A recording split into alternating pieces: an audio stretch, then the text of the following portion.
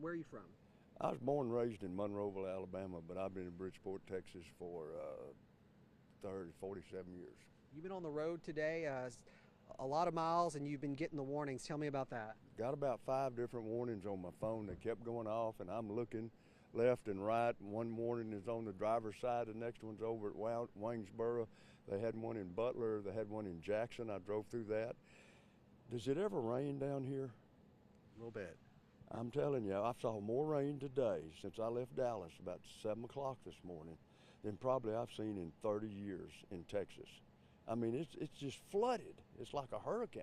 So you were getting the warnings left and right, and then you're on 84. And tell me what happened a little bit earlier this evening. I came through Silas, and there was 3 officers up there, and they had their lights on. I came through real slow, but undoubtedly the tornado had already came through here because nobody knew, but I found it.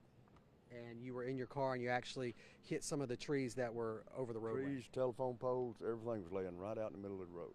So you ran into it about 50 miles an hour. Something in that neighborhood, yeah. Obviously, it was an abrupt stop. You're not hurt. No, I'm fine. I'm fine.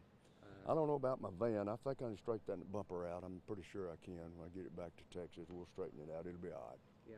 So, I mean, obviously, you encounter a lot of things on the roadway, but you feel lucky tonight. Oh, yeah. Yeah, I really do.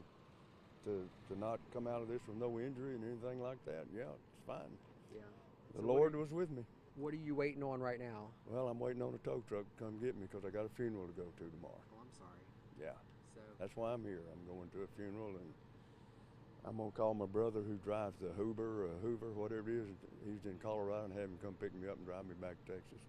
okay, wow. So you're going to wait on a ride, and but you're lucky you're not injured, and it could always be worse. Oh yeah, it could have been a lot worse. It could have been a lot worse, but everything was good.